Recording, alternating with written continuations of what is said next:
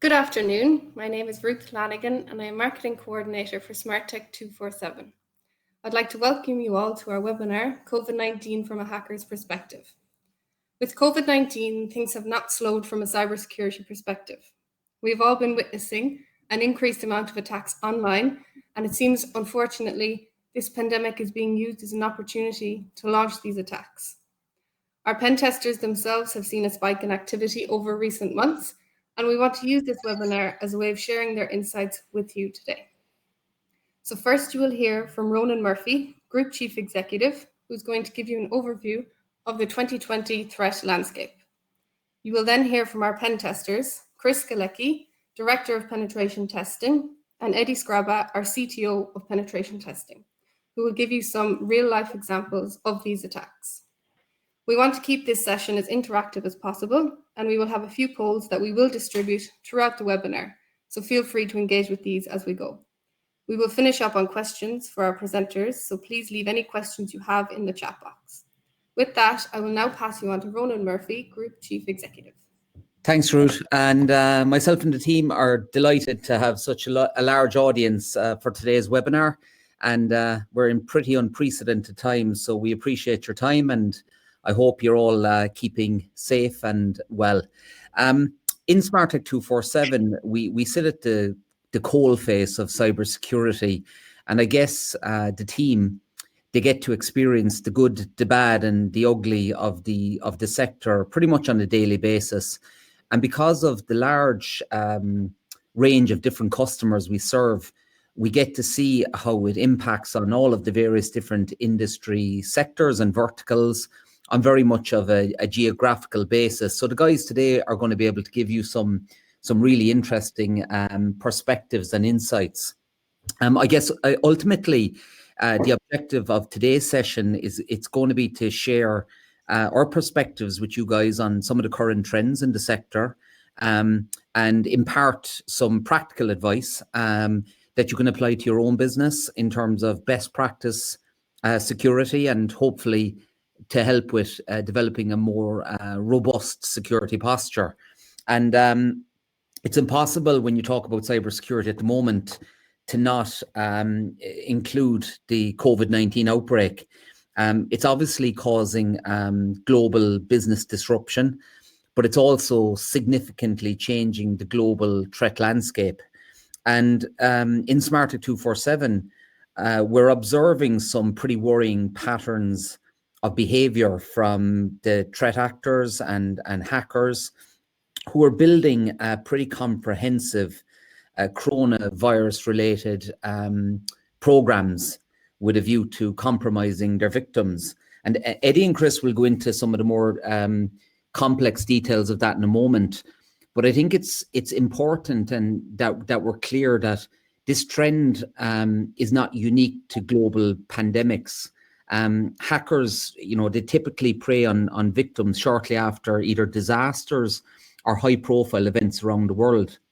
And from first-hand experience, I mean, I've observed this for many years, how they exploit human emotion for financial gain, and notably, I mean, major disasters and high-profile events like the tsunami in 2004. The shooting in Las Vegas a few years ago, the Zika virus outbreak, and even things like political events or Brexit are all used as lures. So if we look at COVID-19 today, it certainly is not off limits. And if I were a hacker sitting back watching this, it really is music to your ears. I mean, the global workforce continues to change dramatically. Much of the world has been ordered to practice social distancing. We have an unprecedented amount of people working remotely or working from home for the first time. And as you guys will know on the webinar today, that requires a certain level of discipline and maturity. And companies of all sizes are rushing to provision laptops for employees who would have worked from desktops, to deploy new software that allows more collaboration, implement VPNs to access their systems. So with all this in mind, what we're seeing in Smarttech, in the midst of this pandemonium is that organized crime gangs and hackers internationally are using sophisticated and well-organized attack methods to logically exploit these changes in the global environment. And I guess if you were to boil it all down, where is the biggest opportunity in relation to COVID-19? Well, that's a simple one. It's in the mass working over remote connections, mass remote login, and it's with users from their home or their remote locations logging in over mostly private or insecure machines with user accounts that have only recently been set up for remote access, therefore making those remote access login credentials the target that hackers want to compromise in order to access your network. You combine this with the lack of perimeter security, more sophisticated phishing techniques, and you really have a challenging environment, or you could even say the perfect storm. So the guys will go into that in a little bit more detail in a moment. I guess at a high level, there's also some additional industry forces which you guys, a lot of you who I see on the attendee list, are responsible for managing the security mandate within your company, also have to wrestle with. You obviously have the regulatory environment. That's a really interesting one at the moment, because we're all too familiar with GDPR and CCPA, the macro regulatory mandates. But what we're very much seeing now is that the specific mandates to specific industry verticals are also becoming more punitive.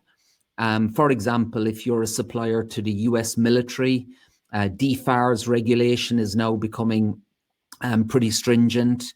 We're seeing changes in PCI, in HIPAA. If you're in the automotive sector, TISAX.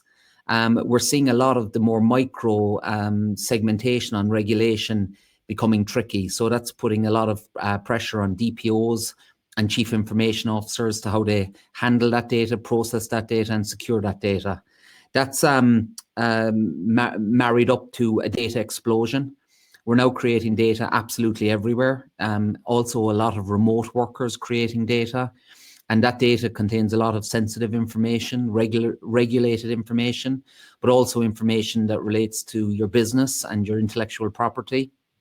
That's been coupled with a dramatic increase in attacks. And these attacks are being driven by a lot of the fear, uncertainty, and doubt in global markets as a result of this pandemic, specifically spear phishing, business email compromise, and ransomware, which the guys will talk a little bit about. Because of the explosion in data, you're seeing more and more companies looking at cloud migration, looking at reducing their compute footprint in-house and moving to Azure, to IBM, to Amazon.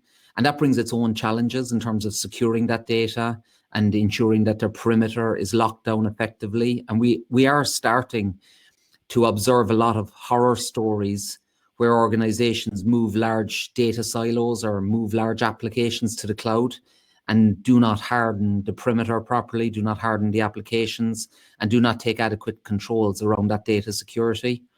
And then that's coupled with being able to successfully implement data loss prevention programs. And that traverses probably the regulatory environment. It traverses security as a whole, information security. And organizations are wrestling with having users displaced around the globe and trying to effectively control their most valuable asset being their data.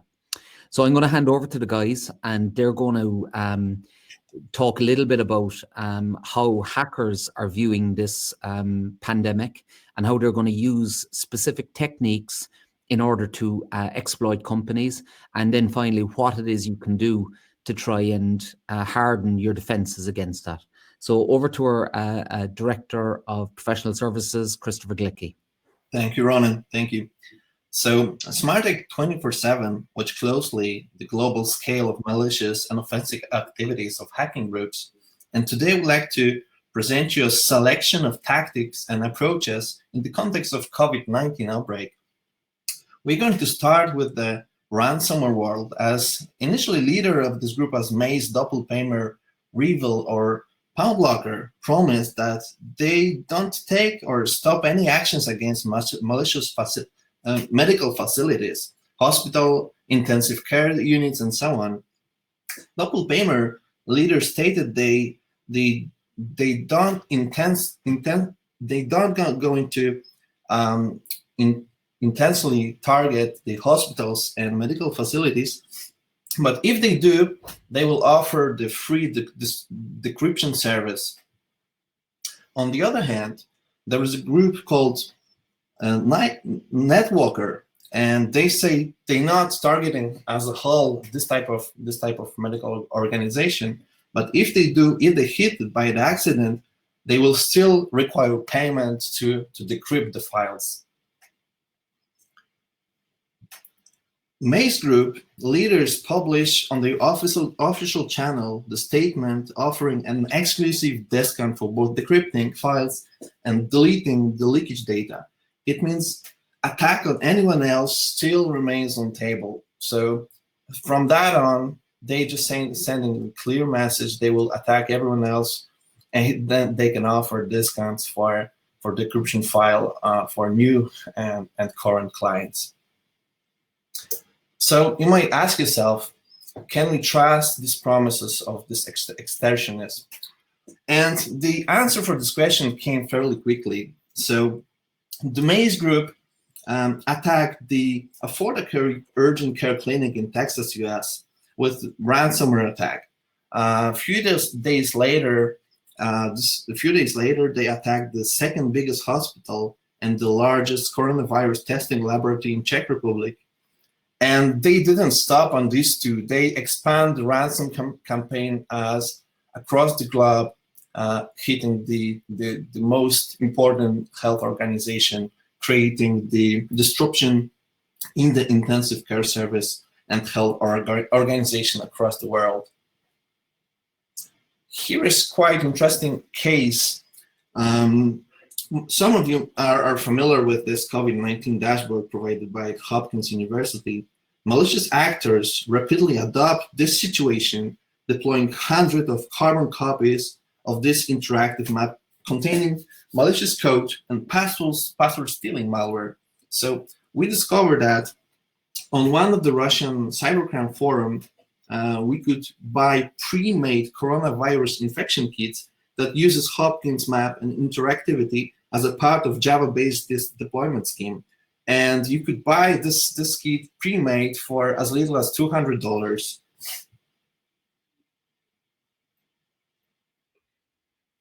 Some increased hackers activity these days, and I personally was asked a couple of times, can we expect any mercy from those hackers because of this worldwide crisis? And looking at what just Chris presented, we can for sure say you can. You have to remember, those are criminals. They're willing to do you harm since the very beginning. There is no place for compassion in a business model that includes ransom, right? And you can't expect compassion from them. Actually, you have to expect something exactly opposite. They will, as this is what Ronan mentioned in the beginning, they will use this situation. This is a great opportunity for them. This is a perfect environment for the sharks to hop in and hunt for their preyers. And actually, I would even go one step further, commenting on that. I would say that actually all those statements that they've made that were supposed to make us feel like they have some compassion, that they do care about our situation, was only to put to make us to drop our guard and lower our security awareness. Okay, so another interesting situation, another interesting case that we'd like to discuss in this webinar is the Zoom bombing, which probably most of you have heard. Some of you might have been affected by this. So we'd like to split that in a couple of questions and analyze why, how, and who was behind those attacks. So if we ask ourselves why, this is something that we've already answered. We've moved to home, to remote work. We've needed tool for communication, and well, Zoom was there to support us with that, and the popularity with the platform have just popped out at scale, and that's why it was also in the interest of hackers. Hackers also got interested in how this platform works. Is it secure, and can it be compromised in any way? And if we just wonder ourselves, is this something new? Where those vulnerabilities, those security issues with Zoom come from? It's not nothing new. We've heard of FBI warning like years ago about issues with Zoom meetings that can be captured, can be hijacked because of the poor security of those meetings. So this is like the hackers are not discovering new vulnerabilities. They're just discovering those that they didn't have their attention previously. Now, if we ask ourselves how that happened, it's quite easy. Each Zoom conference is assigned a meeting ID that consists of 9 to 11 digits, and obviously everyone can enumerate to that digits, try to create a meeting ID number and see if there's any meeting actively going on under that ID. And because those meetings didn't have any protection before against unauthorized access, this is why the bombing happened. And actually, the communities grew tools that were able to enumerate around like 110 meetings per hour with validation if the meetings are actually protected by a password or can they be accessed by anyone. So this is, if you see, this is a quite easy thing to exploit, quite obvious security issue.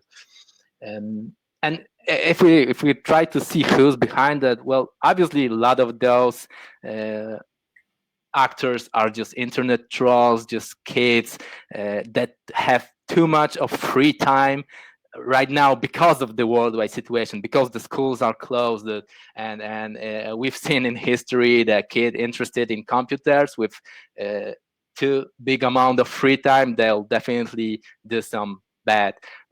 Well, those actors, well, not doing no more harm than just interrupting in the meeting or put some inappropriate content.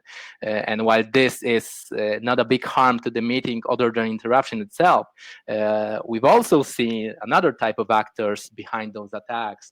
And if you, for example, take a closer look at the slide, this is someone joining UK government meeting. If you take a look, there's the Boris Johnson on the top left corner, and this shows us that the Zoom, this Zoom bombing and the Zoom security issue also gain possibility for doing corporate espionage and even state-sponsored government espionage. And we've seen on the dark web markets their access to Zoom accounts for sale. So if someone is willing to buy them, that definitely it's not for fun, it's for profit. And even more, there are Zoom 0 days floating around the dark web market that are sold for $500,000. Now imagine if someone is selling at that price, someone is probably buying at that price. And if someone is buying at that price, well, they definitely need to gain some profits from that, much bigger than those $500. So this is why and how the Zoom situation can be exploited by more malicious actors than just those internet trolls. And yeah, we definitely need to learn a lesson from this Zoom situation, because Zoom is a software that was particularly hit and it gained traction, right? But actually every software that will gain traction, gain interest in usage in the community, in the IT community, will also gain interested in the dark section of this community. That's right, Ed. That's right. Going back to ransomware attacks, the huge news start booming this week about the Cognizant and ransomware attack involved them. The Cognizant is an IT giant. It's a listed of Fortune 500 company and employs over 300,000 people across the the world, they released official statements saying and confirming that there have been the attack, ransomware attack, has been hitting and affecting their internal service and delivery network badly. We've done our due diligence, and we from the information which we gather, we can say that this is quite scary, because it's highly possible that attackers were present in the internal network surface for quite some time, elevating privileges bit by bit and taking over control on their network assets. If we try to correlate with the news and the intel from the dark web, just before this ransomware attack happened, on one of the Russian closed forum, we've seen that offer that someone is selling the data of large IT support and service company with running over 60 grids, huge network grids of banks, hotels, films, television companies, telecom, airlines, sea transportation company, etc. And the initial bidding price was $200,000. But after a day or two, it was this information disappeared, and we've seen the news about ransomware attack hitting Cognizant. So this is very simple to correlate. The information could be dragged from APTs and sell to ransomware provider.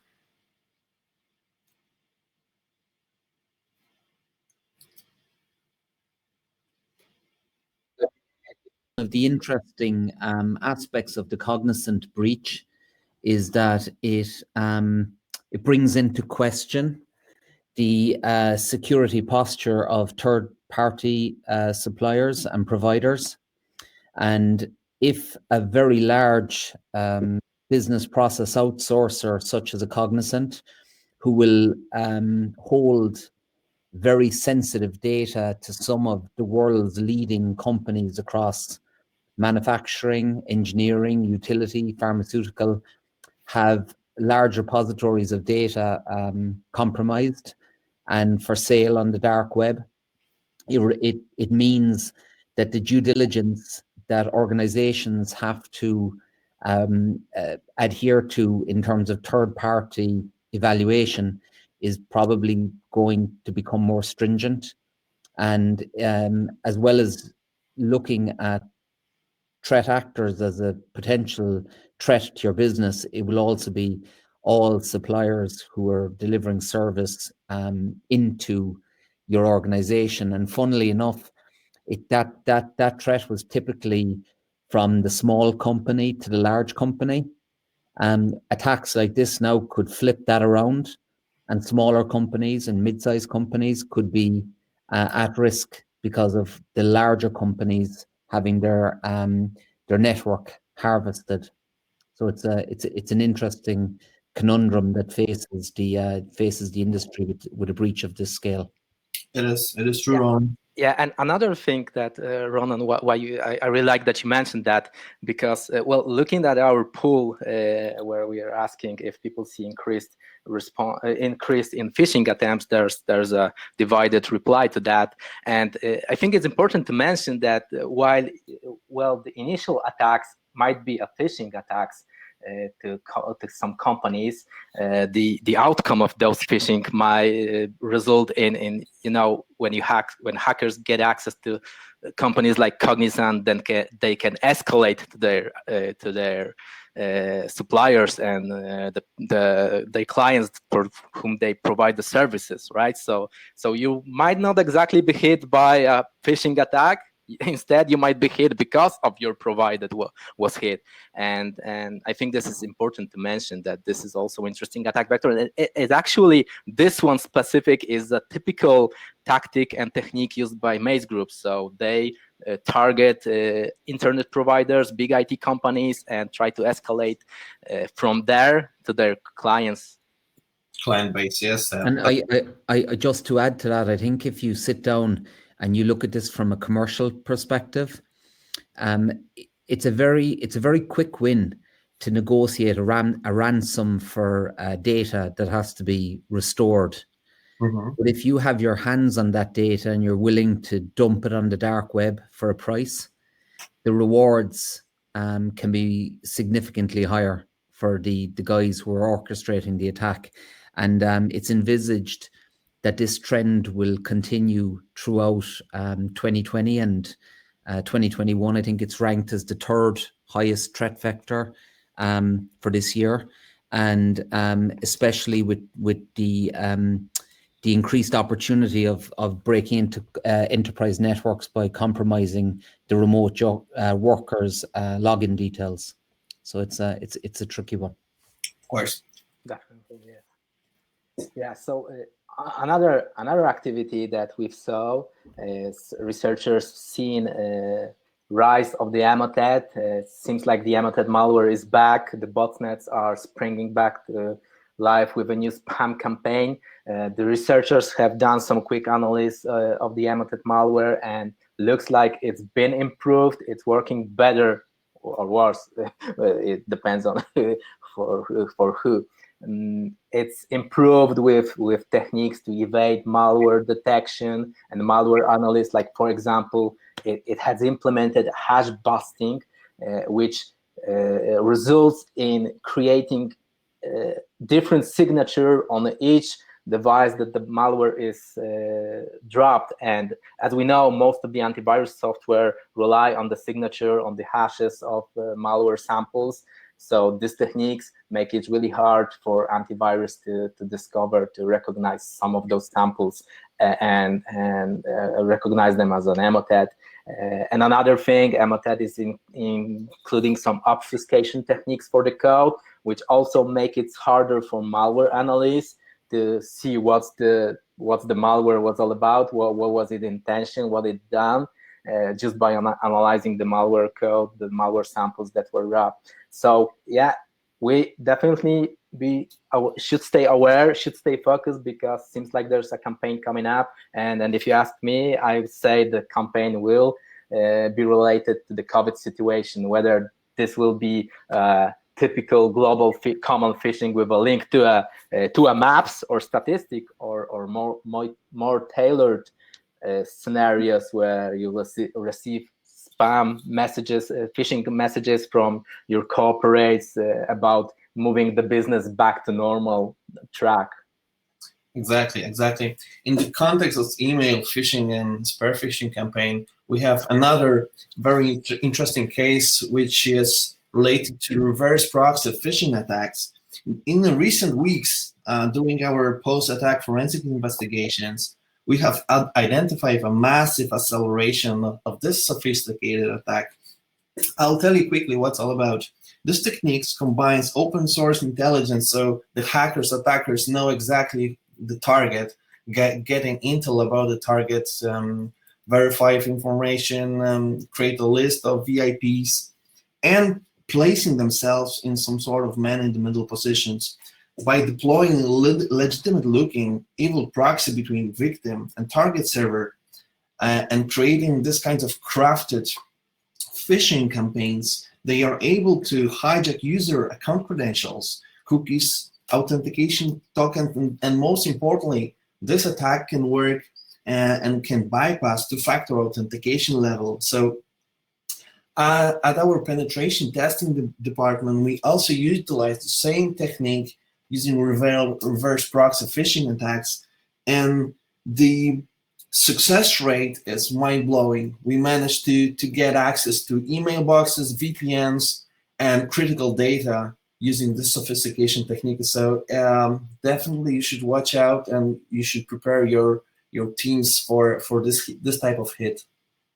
Yeah, I really like that, Chris, that you mentioned this attack technique, because I've always, when we refer to that, I like to highlight that this solution can bypass two-factor authentication. Now two-factor authentication is a solution that you mostly been suggested by IT teams in order to protect your account, to protect your password better. And it's important to notice that this type of attack can bypass the classic use of two-factor authentication, which we know in the form of text messages or tokens generated by mobile authentication applications. Yeah, this can be bypassed, and the only solution to protect that in a automated way is either to use universal two-factor authentication in form of hardware tokens that can be tricked by this attack, or use conditional authentication, which some of the cloud providers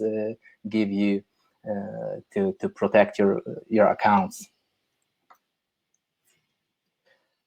Okay, so putting all that together, we wanted to create a list of problems and the causes of the fact that we can see those hacking in more traffic in the hacking society, in the hacking community. And this is what Ronan already mentioned in the beginning, just to highlighting a couple of those things that we think are the most related to the situation. Is obviously the companies have moved their work procedures to the home offices, to remote work, and although a lot of companies have such solutions before, it definitely wasn't at that scale. And we've seen that companies either don't have a proper policies or procedures tailored to the remote work, or they did have some, but they were not tested, not used at that scale, and eventually they're trying to implement ones right now. And obviously, because it's done in a rush, we've seen security misconfigurations. And actually, the Zoom bombing situation is a perfect example of that. Like, if we've even dropped a poll about that. So I see that not all of you knew that Zoom had options to prevent random users to access waiting room. So yeah, it did have password protected meetings. It did have so-called waiting rooms where the host of the meeting needs to approve every attendee entrance to the meeting. So the problem was that those features, first of all, weren't enabled by default, and obviously this is the vendor issue because they should be enabled by default. But on the other hand, it's kind of fault of the users that didn't verify that Zoom has such features, and they weren't looking at this tool in terms of security. Another issue that is obvious that caused this increase in hacking activity is obviously the fact that our home environments doesn't have enterprise level security. We don't have enterprise firewalls. Probably most of us doesn't use the most secure wireless network setup in our home networks. Some of us definitely don't use all those day-to-day tools that help us with the security, like password managers or even antivirus software on our home device. And another important thing is that multiple times we share the devices. Either we share the computers that we use for work with other family members, or we share with our personal activities, which actually this can result in infecting the computer, and through the escalation, through that infecting the company accounts, and our in fact have an impact on our work. Last but not least is the fact that communication is harder.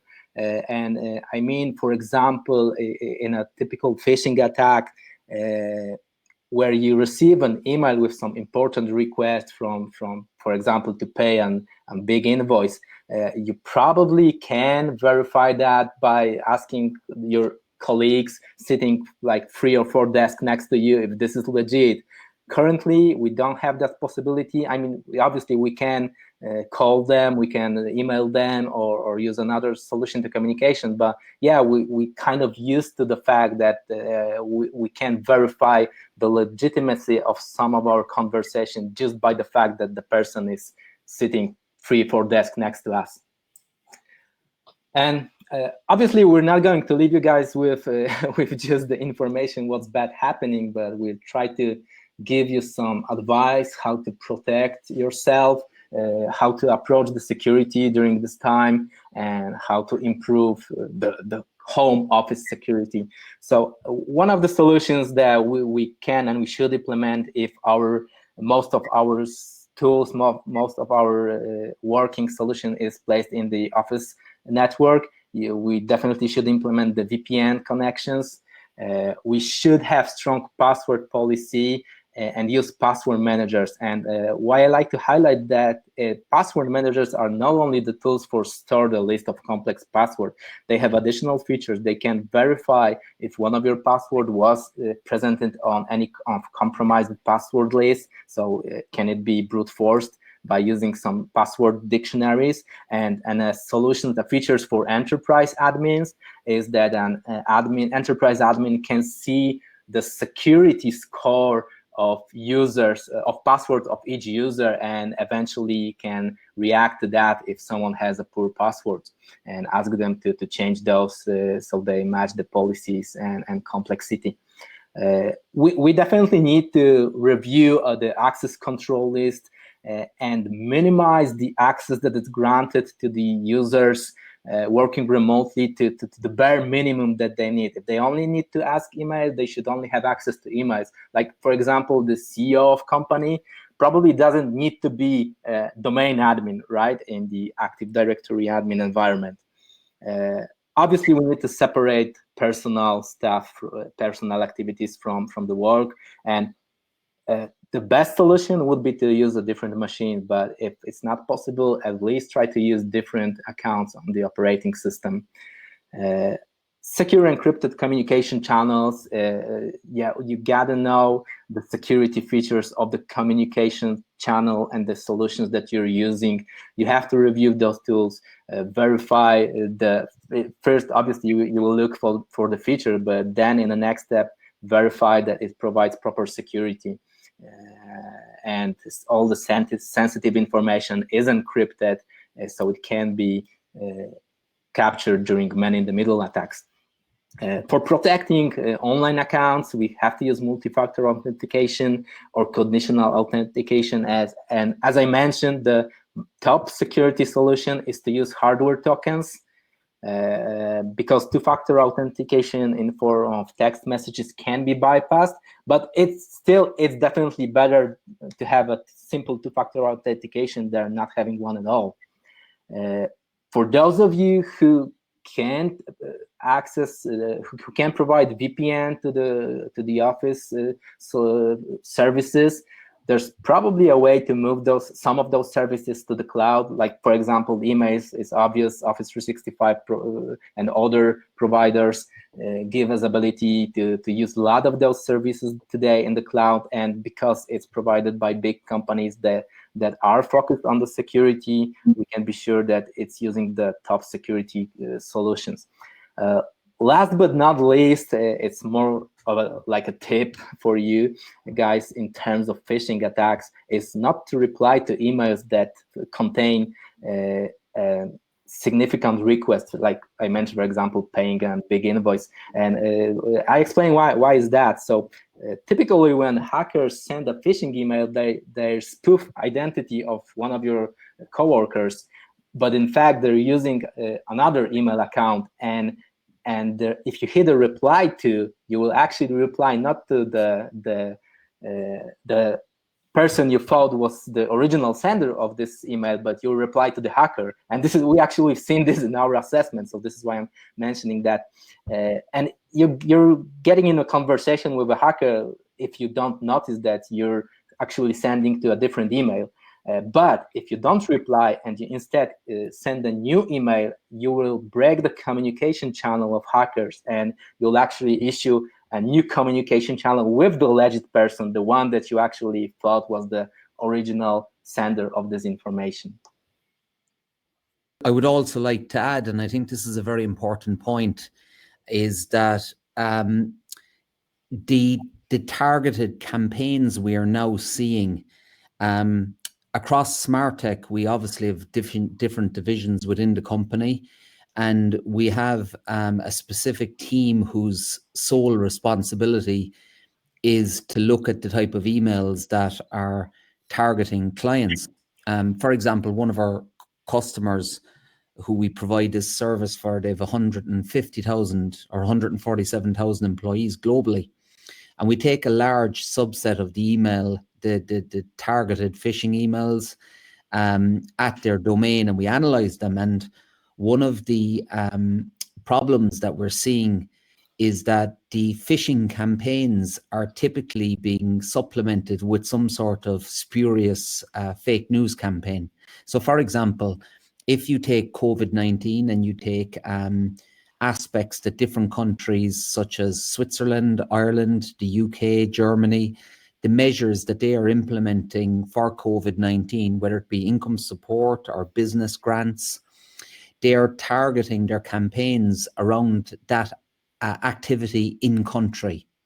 So if you have a financial controller and they are currently stressed out, trying to figure out how they're going to weather this storm, and they are actively looking at the government grant schemes that are available, and a targeted campaign finds its way through to their mailbox, it becomes a very dangerous attack vector.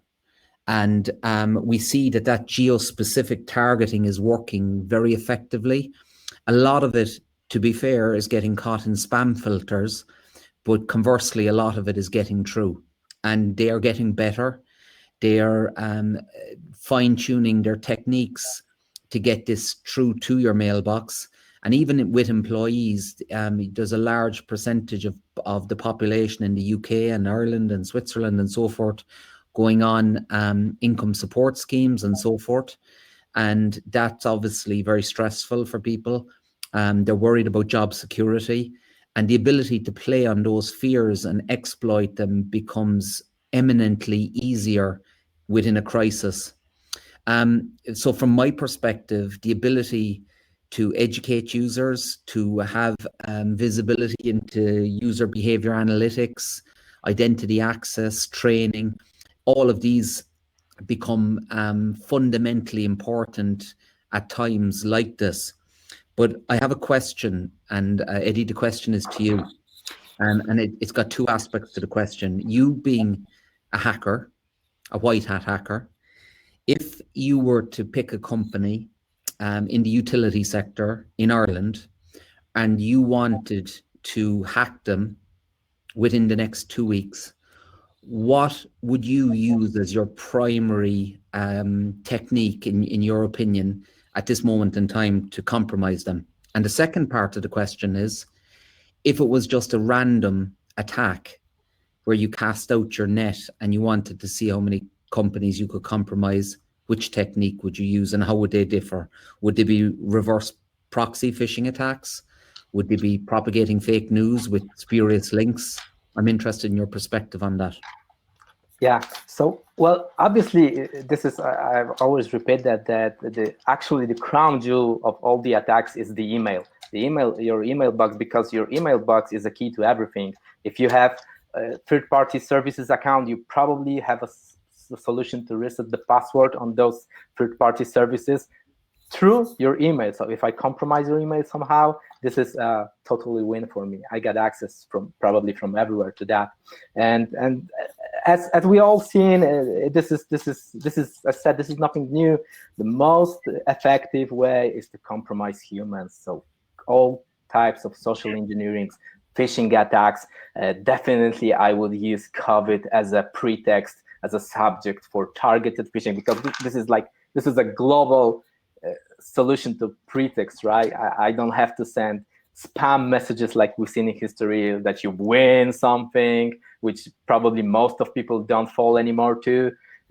I can use COVID because all people are interested, and I just need, this is the thing with big companies. I just need a one person to fall into my attack, and that's all I need. That's my advantage. If I were a bad guy. Sure.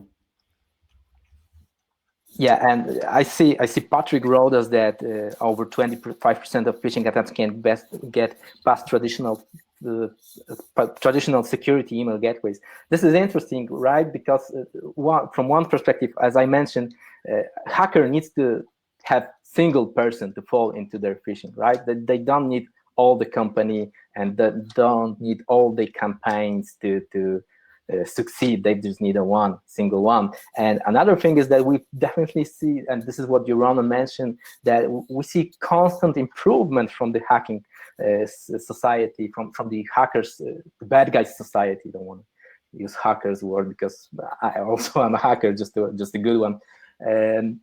Like, for example, I'm so long in the IT security, and just lately I found out there's a really nice solution to bypass the SPF, the Sender Framework Policy control, which I wasn't aware of, and it seems it's a really good. I saw that in an active attack, and it's really good because it's totally covered by a legit use case from the RFC specification of how the emails should work, and this is interesting because we'll be doing. The hackers are always one step in front of us, right, Patrick? So we're trying to implement solutions to what they invented. Most of security is not going step in front of hackers. It's really hard to be better than them and to figure out new techniques. Obviously, there are security researchers, a good one which is doing, and I'm glad that we have those. But yeah, hackers just they do it for profit. They do it for a living. This is their business model. Eddie, we have a question from Jennifer in Precision Biotics, and she's wondering if you can give some tips for identifying whether a company who want to trade with you is a hacker or a real company, and if that communication is coming via email. Okay, so this is what I always repeat in terms of such a communication: trust, but verify. If there's a way to verify through another channel, like calling back to that person, you should do that, definitely. I know it's a one step more that you need to do, one more action. It takes more time to do this, but if you're into some significant cooperation that will involve money, big money, then you definitely should double check the sources. Yes, and I think, just Jennifer, the point I would give, what we have seen a huge amount of over the last 12 months is we have seen invoice fraud redirection. We've seen organizations set up and establish trading partnerships, but somewhere in the business email compromise process, bank account details have been changed. And even within Smarttech, we have a very, very strict policy before we will ever change bank account details for transfer of payments. I think that's a real area of contention, and especially in dealing with legal folk. The legal sector is very highly targeted from a hacking perspective because of the importance of the communique that they hold, and also because a lot of it involves money and conveyancing and transfer of funds for M&A. So when you're dealing with, you should typically implement a policy that you never conduct any financial transactions through your law firm unless it's unless it's done over the phone, or literally even possibly by fax. Never accept it via email, even if it comes from their legitimate domain. So we have a few more questions that have come through. So thank you for your presentations. And so I'll just take you through some of the questions now. A question Rachel asks specific to Ronan. Ronan, you mentioned about third-party risks. What are companies doing to protect against such attacks, especially in times like these? Yeah. Okay. So with third-party risk, I mean that's a huge problem now, and it's multifaceted in terms of the challenge, because typically companies are under-resourced in having the ability to give the type of audit compliance they need for third parties, and that could be penetration testing, vulnerability assessments, infrastructure update requests. So it's a real challenge. And then obviously, people or companies could have people who are sick or who cannot come to work because they may not be critical services and so forth. But I feel what we're seeing with a lot of our large customers is that they're probably doubling down on vulnerability assessments and penetration assessments across both infrastructure and across their applications, and also compliance mandates such as ISO 27001 and so forth. But it is a real challenge now at the moment, and given the current resource constraints and ability for engineering assets to be on site. Okay, thank you. And Martin asked, this is more for our pen testers. What can we do if our company does not provide a secure remote VPN? Yeah, I can answer that because it's kind of covers the answer will cover the question asked on the chat about moving the data from the network location to cloud solution. Yeah, so I did mention it before. So one of the options is to move to the cloud, and actually this is what a lot of companies is doing these days. The governments are moving to the cloud because there are big providers, and as I said, they're really focused on the security. We speak of Microsoft Azure solutions, Office 365. We speak of Amazon AWS, where you can definitely have a secure storage or other services. There is a tricky thing about that, because when you're moving to a new solution, new technological solution, which has definitely more features and more options, you can misconfigure something. So it's a tricky one, because you might be thinking that you're moving to a safer solution and safer option, but because of the misconfiguration, you've had a false sense of security. But the good thing is that a lot of those services, and obviously third-party companies, can help you with that, because they do know how to proceed, how to configure those cloud services to be secure. Okay. So Mark has asked, our production systems aren't connected to the internet, so we don't worry too much about its security. Is there anything we need to be concerned about? I can jump in there first, Eddie, for a moment, and then if you want, you can contribute to that. We've seen a huge escalation in OT and industrial control system issues in the last 12 months. Funnily enough, a lot of the attacks are issues that are relating to legacy type issues, such as Conficker and the MS-17010 vulnerability and a few others. But it seems that obviously as the production systems become more kind of IoT enabled and they require more functionality, there is an additional layer of accessibility starting to come into the conversation. And we're finding not just in Europe, also in some of the production site facilities we manage in North America, they may have that production facility outside of the scope of what we monitor. And then it's somewhere along the chain, we pick it up in the security operations center. But I think air gapping obviously helps, but it's if there is touch points within that air gapping starting to emerge, that's where the problem tends to be. And obviously, if they are air gapped in their production systems, it's hard to patch them, it's hard to update them, it's hard to take them offline for maintenance and so forth, and people are terrified of updating them in case they take production down. But it is becoming a bigger problem. We've started seeing it more in 2019 probably than we had in the previous 10 years combined. So it's definitely something to keep an eye on. There is technologies and vendors such as and others who are bringing good technology stacks online to help with visibility into those complex OT, ICS environments. Eddie, do you want to add anything to that question?